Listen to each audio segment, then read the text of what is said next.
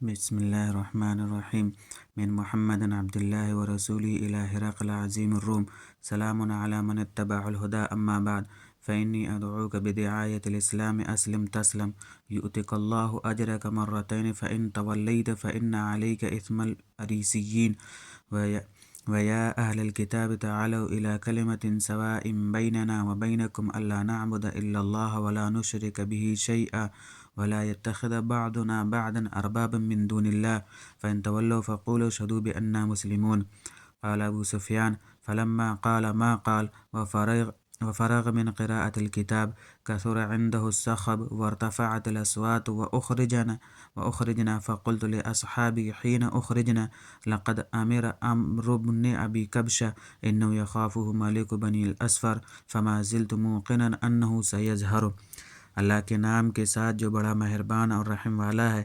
اللہ کے بندے و رسول محمد صلی اللہ علیہ وسلم کی طرف سے یہ خط ہے شاہ روم کے لیے۔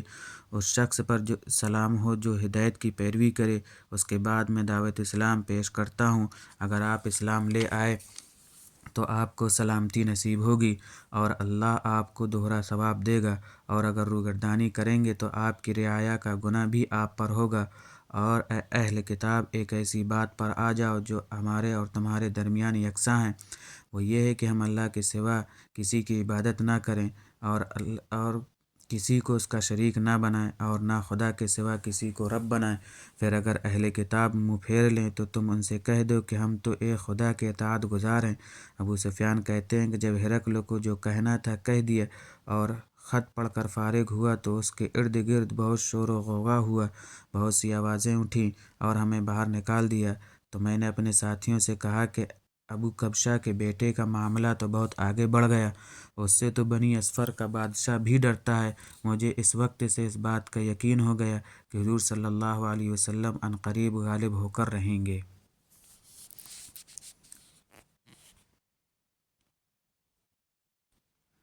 حتى دخل الله علي الإسلام وكان ابن الناطور صاحب إلياء وهرقل سقفا على النصارى الشام، ويحدث أن هرقل حين قدم إلياء أصبح يوما خبيث النفس، فقال بعد بطارقته: قد استنكرنا هيئتك. قال ابن الناطور: وكان هرقل حزاء ينظر في النجوم، فقال لهم حين سألوه: إني رأيت الليلة حين نظرت في النجوم ملك الخطان قد ظهر، فمن يختتن من هذه الأمة؟ قالوا: ليس يختتن إلا اليهود، فلا يهمنك شأنهم، واكتب إلى مدائن ملكك فيقتلوا من فيهم من اليهود. فبينما هم على أمرهم أوتي هرقل برجل أرسل به ملك غسان يخبر عن خبر رسول الله صلى الله عليه وسلم، فلما استخبره هرقل قال: اذهبوا فانظروا أمختتن هو أم لا؟ فنظروا إليه فحدثوه أنه مختتن، وسأله عن العرب فقال هم يختنون، حتیٰ کہ اللہ نے مجھے مسلمان کر دیا۔ راوی کا بیان ہے کہ ابن ناطور ایلیا کا حاکم ہرقل کا مصاحب اور شام کے نصارہ کا لاٹ پادری بیان کرتا تھا کہ ہرقل جب ایلیا آیا ایک دن صبح کو پریشان اٹھا تو اس کے درباریوں نے پوچھا کہ آج ہم آپ کی حالت بدلی ہوئی پاتے ہیں، کیا وجہ ہے؟ ابن ناطور کا بیان ہے کہ ہرقل نجومی تھا، علم نجوم میں مہارت رکھتا تھا، تو اس نے بتایا کہ آج رات میں نے ستاروں پر نظر ڈالی تو دیکھا کہ ختنہ کرنے والوں کا بادشاہ ہمارے ملک پر غالب آ گیا ہے۔ اس زمانے میں کون ختنہ کرتے ہیں؟ انہوں نے کہا کہ یہود کے سوا کوئی ختنہ نہیں کرتا ہے، تو ان کی وجہ سے پریشان نہ ہوں۔ سلطنت کے تمام شہروں میں جتنے بھی یہودی ہوں قتل کر دیے جانے کا حکم دے دیں۔ وہ لوگ انہی باتوں میں مشغول تھے کہ ہرقل کے پاس ایک آدمی لایا گیا جسے شاہ غسان نے بھیجا تھا۔ اس نے رسول اللہ صلی اللہ علیہ وسلم کے حالات بیان کیے تو ہرقل نے کہا کہ جا کر دیکھو کہ وہ ختنہ کیے ہوئے ہے یا نہیں، تو انہوں نے دیکھا کہ وہ ختنہ کیے ہوئے ہے۔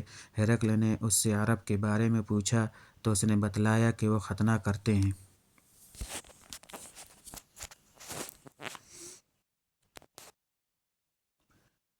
فقال هرقل: هذا ملك هذه الأمة قد ظهر. ثم كتب هرقل إلى صاحب له برومية وكان نظيره في العلم، وسار هرقل إلى حمص، فلم يرم حمص حتى أتاه كتاب من صاحبه يوافق رأي هرقل على خروج النبي صلى الله عليه وسلم وأنه نبي، فأذن هرقل لعظماء الروم في تذكرة له بحمص، ثم أمر بأبوابها فغلقت، ثم اطلع فقال: يا معشر الروم، هل لكم في الفلاح والرشد، وإن يثبت ملككم فتبايعوا هذا النبي.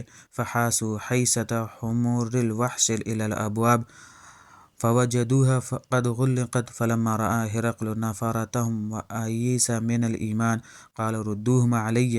وقال: إني قلت مقالتي آنفا أختبر بها شدتكم على دينكم، فقد رأيت منكم الذي أحببت.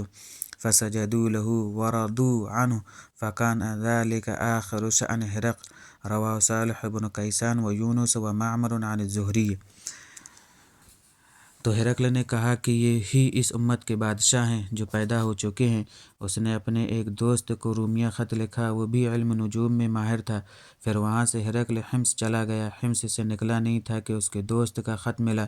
اس کی رائے بھی ہرقل کی رائے کے موافق تھی کہ محمد صلی اللہ علیہ وسلم پیغمبر ہیں۔ اس کے بعد ہرقل نے روم کے بڑوں کو حمص میں طلب کیا اور دروازے بند کر دیے، اور باہر آ کر اس نے کہا کہ اے روم والو، کیا ہدایت اور کامیابی میں کچھ حصہ تمہارے لیے بھی ہے؟ اگر تم اپنی سلطنت کی بقا چاہتے ہو تو اس نبی کی بیعت کر لو اور مسلمان ہو جاؤ۔ یہ سن کر وہ لوگ وحشی گدھے کی طرح دروازے کی طرف دوڑ پڑے، مگر انہیں بند پایا۔ آخر جب ہرقل نے ان کی نفرت دیکھی اور ان کی ایمان لانے سے مایوس ہو گیا تو کہنے لگا کہ ان لوگوں کو میرے پاس لاؤ۔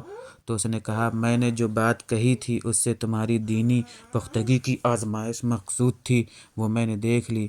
تو وہ لوگ اس کے سامنے سجدے میں گر گئے اور اس سے خوش ہو گئے۔ بالآخر ہرقل کی حالت یہی رہی۔